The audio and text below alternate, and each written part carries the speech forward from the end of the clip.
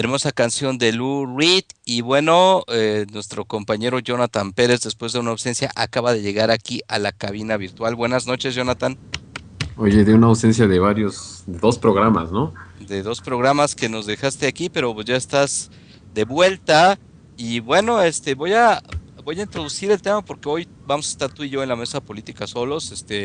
Nuestro compañero Raúl Caram tuvo que salir también por motivos de trabajo, entonces el día de hoy no nos va a acompañar. Pero aquí Jonathan y yo empezaremos a tratar un tema de suma importancia, que es pues otra vez esta figura tan polémica, esta figura política que es Andrés Manuel López Obrador, que tuvo otra asamblea informativa el día domingo, en donde recalcó ciertos puntos, la hizo en el Zócalo, este Zócalo que otra vez registró una alta asistencia, registró una multitud de personas bastante significativa y que pues creo que ese señor sigue siendo algo incómodo para el poder en turno, pero esta figura de López Obrador también ha sido muy polémica hacia la izquierda.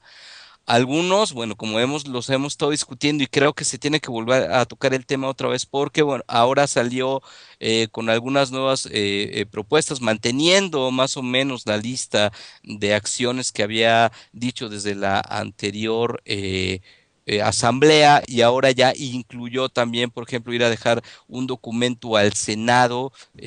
Junto con Cuauhtémoc Cárdenas, Pablo González Casanova y otros personajes para pedir, bueno, que se echaran que se revisara esto de las reformas y que no se entregara el petróleo a manos extranjeras. Esta polémica es en torno a que para muchos sectores de la izquierda, bueno, pues esto resulta demasiado limitado, demasiado suave para la emergencia nacional que se está viviendo en este momento. Y otra vez nos preguntamos, ¿qué esperar de López Obrador? ¿Qué este personaje, por qué de alguna manera presenta tanta polémica? ¿Por qué de alguna forma mete en camisa de once varas a la reflexión de izquierda al decir cosas que últimamente han sido tomadas con mucha reserva? De hecho, ya muchos de estos sectores de la izquierda de los que hablamos, incluso de la izquierda partidista, esperan con mucha reserva las declaraciones que va a hacer, las medidas que va a plantear, o el tipo de críticas que va a hacer, o el tipo de acciones, porque, bueno, muchos consideran que las vías institucionales son sobreexplotadas por este señor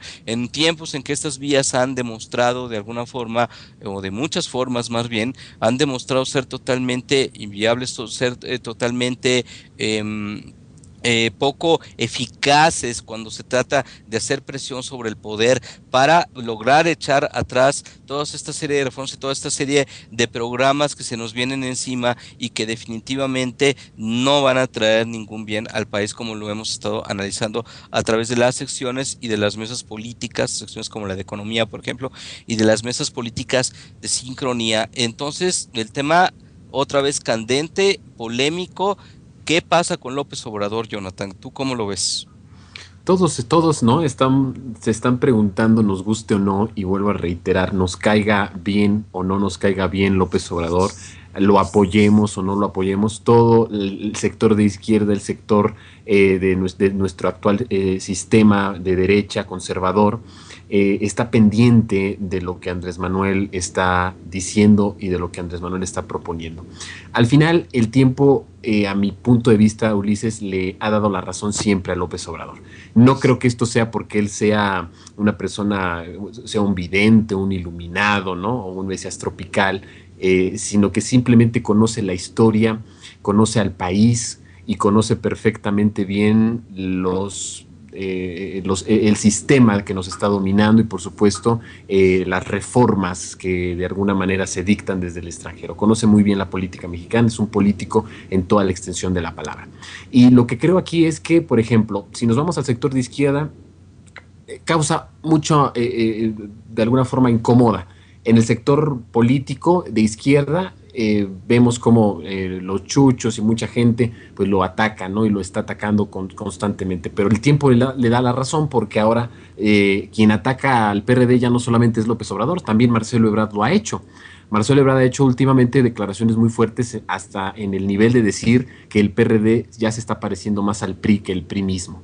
O sea, son declaraciones muy fuertes de un Marcelo Ebrard que hasta hace unos años tenía cierta, de alguna forma, balanza entre el chuchí, entre los chuchos, entre todas las tribus del PRD. Es decir, en la cuestión político-electoral, lo que tiene que ver con esto que causa de alguna forma sí mucha controversia y tal vez también de alguna forma muy incómodo para el sector de izquierda, hablando del sector de izquierda electoral, o si se le puede llamar a eso al PRD, ese sector así como tal, una izquierda electoral, causa mucha molestia porque dice las cosas como son. Pero ahora el tiempo le da la razón a López Obrador y quien también lo está recalcando es Marcelo Ebrard.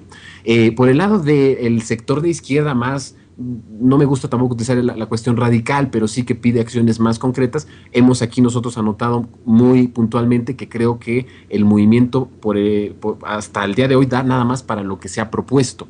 El que podamos analizar un supuesto de que si tuviera más gente López Obrador en las calles habría hecho algún, no sé, algo más radical para frenar las reformas y esta situación tan delicada en el que estamos viviendo en estos momentos, pues sería hacer simplemente estar haciendo como una suposición de que si a más apoyo, a acciones más radicales, eso no lo podemos saber, sería una conjetura y realmente creo que ese no es el caso hacerlo aquí ni analizarlo.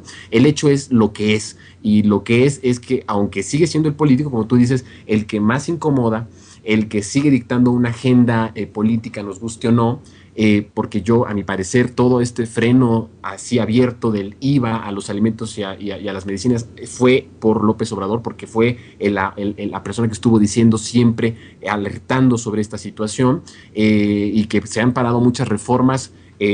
No me pueden decir a mí que no han sido suficientes. Creo que la cuestión de 2009, cuando también Calderón buscaba hacerlo, fue en parte que no se hizo tan abiertamente una privatización como se está buscando ahora, fue en parte por la movilización de López Obrador. Evidentemente que creo que sí sigue siendo un personaje incómodo, un personaje de referencia a nivel nacional, que los sectores están muy, muy pendientes de lo que diga López Obrador, pero creo que López Obrador está jugando ahora más que nunca un verdadero papel de oposición que tal vez no jugó en 2006 con Felipe Calderón, con toda esta figura de la presidencia legítima. Creo que está asumiendo que es un líder de oposición y lo está haciendo bien, porque finalmente es un líder de oposición que está jugando en la cancha de lo electoral. Eso es una congruencia que hay que reconocerle. Nunca ha dicho, un día ha dicho una cosa y al otro día ha dicho las armas y el otro día ha dicho la violencia y otro ha dicho lo electoral. No, siempre ha sido la misma línea. Eso hay que reconocérselo. Y está dictando la agenda política electoral. Es decir, está jugando las cartas, agotando las cartas, como también decir, bueno, estamos haciendo el trabajo que tenemos que hacer. El movimiento no da para hacer otras cosas, aunque por supuesto apunta que se va a hacer estos cercos pacíficos, ¿verdad? A los congresos estatales, a los congresos de la Unión. Hay que recordar que esta reforma necesita por lo menos 13 congresos estatales aprobados para que suceda una reforma de la índole de lo que está proponiendo Peña Nieto. Entonces, bueno, eso da un poco de espacio también a la movilidad de la gente para estar bloqueando, ¿no?, los cercos a los congresos estatales. Pero sigue marcando la agenda diciendo, bueno, si el PAN no está de acuerdo con la reforma o con ciertas reformas de la cuestión hacendaria, pues entonces hagan una alianza. Es decir, está jugando las piezas que tiene políticamente. Para muchos es como realmente hacer jugar al tío Lolo, que no se soluciona nada, pero creo que es lo que tiene que hacer un líder de oposición en un país. Ese es el papel que le corresponde hacer a López Obrador. Y si está haciendo esa jugada política y aparte está llamando a la movilización y está de alguna forma construyendo un movimiento que a parecer de muchas personas, no pocas, millones a nivel nacional, piensan que es la única esperanza de México, creo que está armando un rompecabezas interesante.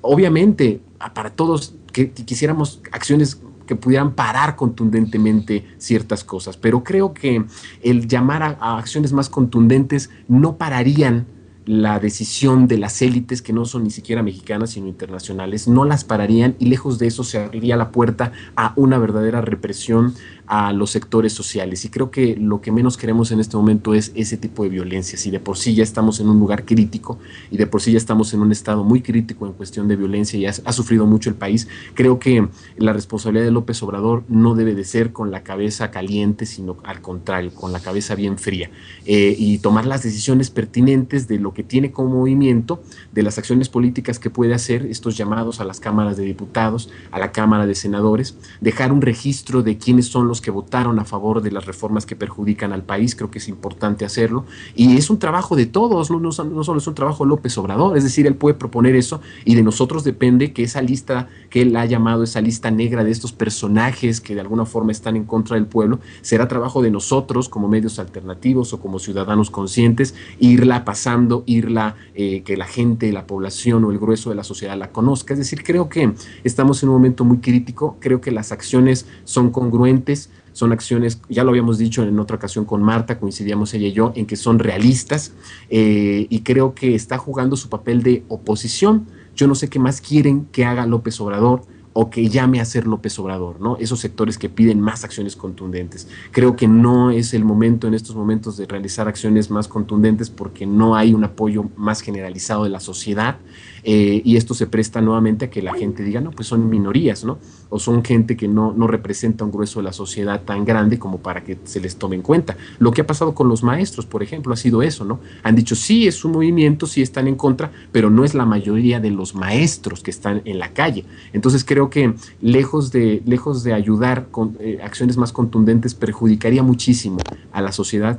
Es como yo lo veo en un momento crítico en el que la decisión de hacer este tipo de acciones está tomada y no por Peña Nieto, sino por las élites que lo impusieron, que son élites mexicanas, pero sobre todo extranjeras con muchos intereses de mucho dinero. Yo les puedo decir que ni acciones más contundentes de una minoría o de muy poca gente en la calle aplastaría por completo, o sea, se aplastaría por completo porque no es un grueso de gente, no estamos hablando de 800,000 personas en la calle o medio millón de personas en la calle. Bueno, si tuviéramos eso, bueno, hablaríamos de otro, pondríamos a lo mejor las reglas nosotros, pero si no estamos hablando de algo así, aunque se llenó el Zócalo, aunque se han estado llenando las avenidas principales de Reforma, aunque es verdad que fueron en muy poco tiempo muchas convocatorias y que ha tenido un buen nivel de asistencia, eso no da.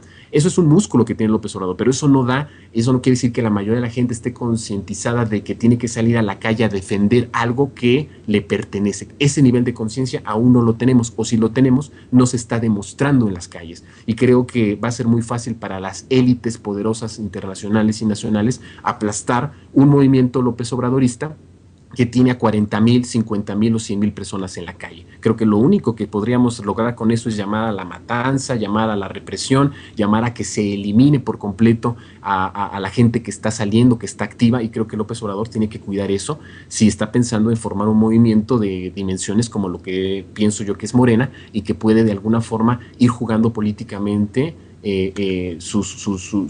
ahora sí que sus decisiones, sus propias reglas, y de alguna forma él es optimista en que en un futuro se pueda ir cambiando esto con la participación de más personas. Así es, Jonathan. Pues mira, de alguna manera yo creo que hay una doble dimensión en este asunto, porque por un lado sí se puede decir y que esta carrera que siempre tiene por la presidencia, pues lo limita, ¿no?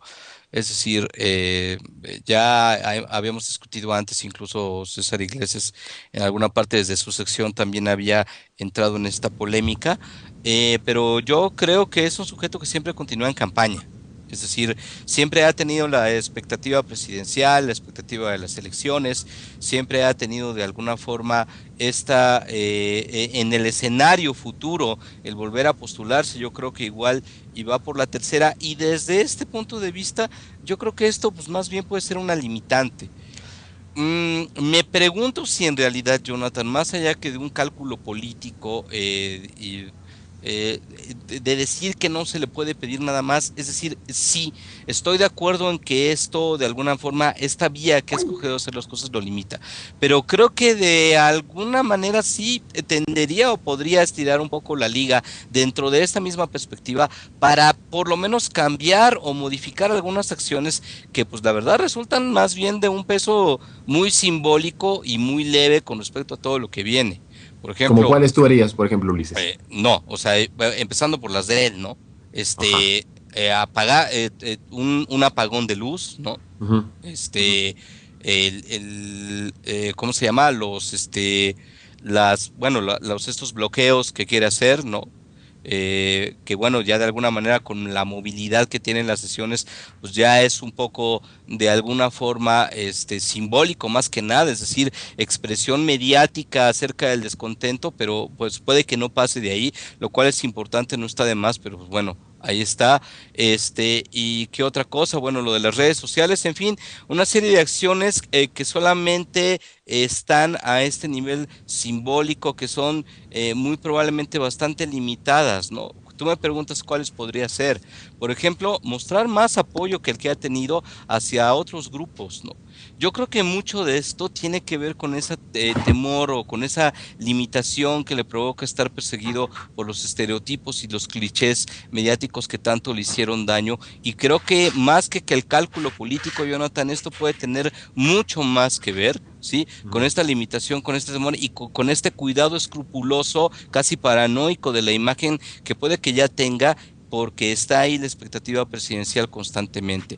Entonces yo creo que sí se podrían hacer, por ejemplo, de un lado, ¿no? Acaba de expresar de manera leve por ahí el apoyo a los profesores, pero de alguna manera le falta más contundencia en asociarse. Por ejemplo, si no quiere ir y tapar una calle porque daña su imagen y lo asocia con este tipo de clichés, estereotipos que lo persiguen desde hace mucho tiempo en el imaginario colectivo, de alguna forma, pues sí puede ser empezar por hacer vínculos y por mostrar más apoyo a todos estos grupos que tanto como él han tenido que ver pues con este repliegue que tuvo el programa neoliberal. Es decir, yo no solamente, yo creo que López Obrador tuvo que ver aquel domingo antes de la declaración de Peña Nieto acerca de su reforma hacendaria y tuvo que ver con un cambio de estrategia que si no frena el programa neoliberal de alguna manera pues sí fue benéfico, o por lo menos da un tiempo y un respiro, pero en eso tuvo también que ver el CENTE que tiene que ver con otras luchas.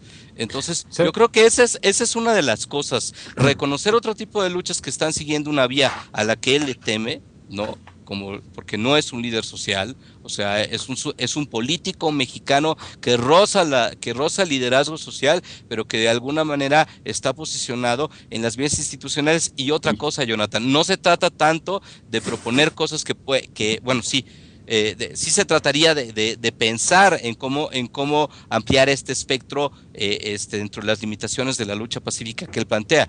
Ujú. Pero también, o sea, es bastante criticable antes de proponer que siga jugando y pidiéndole a interlocutores que sobradamente está demostrado que están implicados en un juego político que tiene que ver con el programa liberal y que siga públicamente pues dándoles audiencia, ¿no, Jonathan? O sea, eso Mira, como que... lo que tú dices tiene en parte mucha verdad. Eso de líder social lo podríamos discutir. Yo considero que es más un líder social que un líder político.